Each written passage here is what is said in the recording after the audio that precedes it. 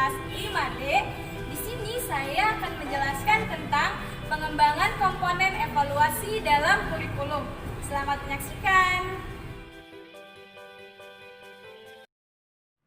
Dalam buku Kurikulum dan Pembelajaran karangan Tarpan Suparman, pengertian evaluasi kurikulum adalah suatu proses mempertimbangkan untuk memberikan nilai dan arti terhadap suatu kurikulum tertentu. Pertimbangan nilai adalah pertimbangan yang ada dalam kurikulum itu sendiri. Misalnya, evaluator menilai apakah kurikulum dinilai itu dapat dimengerti oleh pendidik atau guru.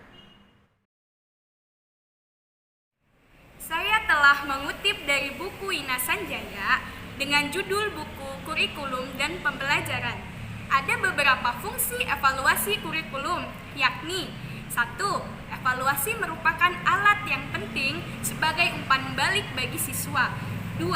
Untuk mengetahui bagaimana ketercapaian siswa menguasai tujuan yang telah ditentukan. Yang ketiga, dapat memberikan informasi-informasi untuk mengembangkan program kurikulum. Yang keempat, berguna untuk para pengembang kurikulum. Dan yang kelima, sebagai umpan balik untuk pihak yang berkepentingan dengan pendidik di sekolah. Misalnya, guru, orang tua, dan pengembangan kurikulum untuk perguruan tinggi. Evaluasi juga selalu berhubungan dengan dua fungsi. Kedua fungsi tersebut menurut Scriven 1967 adalah evaluasi sebagai fungsi sumatif dan evaluasi sebagai fungsi formatif. Selanjutnya, peran evaluasi kurikulum. Evaluasi kurikulum memegang peranan penting baik untuk penerapan kebijakan pendidikan pada umumnya maupun untuk pengambilan keputusan dalam kurikulum itu sendiri. Selanjutnya adalah tujuan evaluasi kurikulum. Tujuan evaluasi kurikulum yaitu 1. Menyediakan informasi mengenai pelaksanaan suatu kurikulum sebagai masukan untuk suatu keputusan. Yang kedua, menentukan tingkat keberhasilan dan kegagalan suatu kurikulum serta faktor-faktor yang berkontribusi dalam suatu lingkungan tertentu.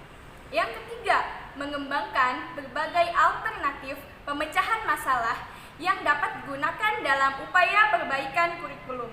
Yang keempat adalah memahami dan menjelaskan karakteristik suatu kurikulum dan pelaksanaan suatu kurikulum. Dikutip dari buku Evaluasi Kurikulum karangan Hamid Hasan. Selanjutnya, manfaat evaluasi kurikulum.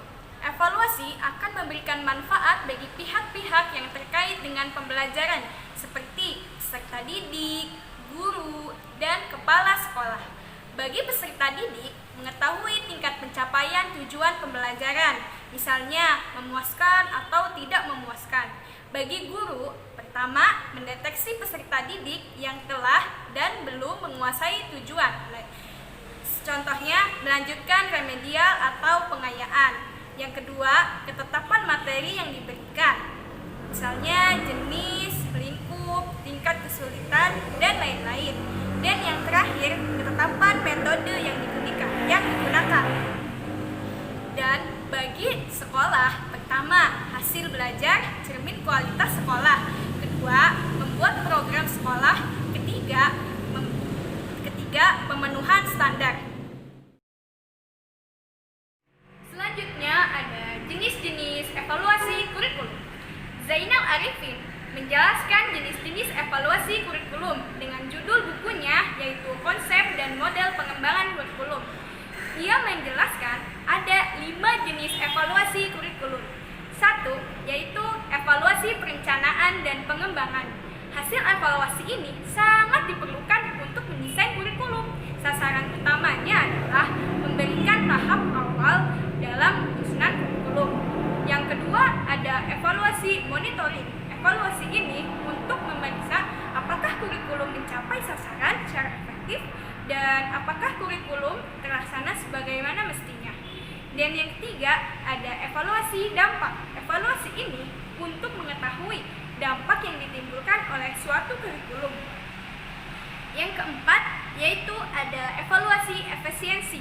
Evaluasi ini untuk menilai tingkat efisiensi kurikulum.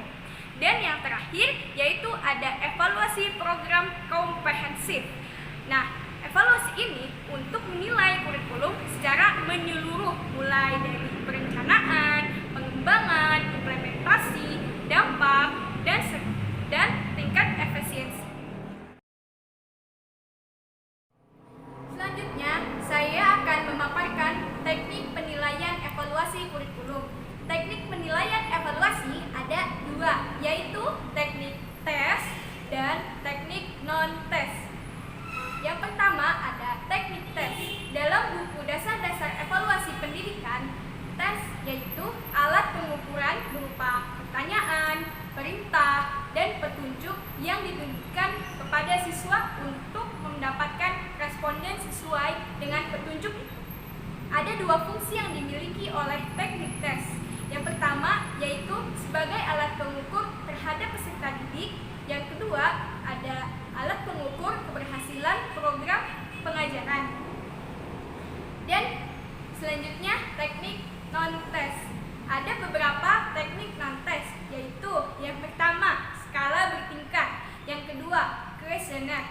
Nah, kuesioner ini yaitu daftar pertanyaan yang harus diisi oleh responden. Yang ketiga ada wawancara atau interview. Cara yang digunakan untuk mendapatkan jawaban dari responden secara tanya jawab sepihak. Dan yang terakhir yaitu ada pengamatan atau observasi. Observasi yaitu suatu teknik yang dilakukan dengan cara pengadaan pengamatan secara teliti serta pencatatan secara sistematis. Selanjutnya, instrumen evaluasi. Instrumen yang digunakan untuk mengevaluasi dimensi kuantitatif berbeda dengan dimensi kualitatif. Instrumen yang digunakan untuk mengevaluasi dimensi kuantitatif contohnya seperti tes standar, tes prestasi belajar, tes diagonik, dan lain-lain. Sedangkan instrumen untuk mengevaluasi dimensi kualitatif dapat digunakan kuesioner, interview, catatan anekdot, dan sebagainya. Diambil dari buku karangan Nana Saudih Sukmadinata, Pengembangan Kurikulum Teori dan Praktek, halaman 21.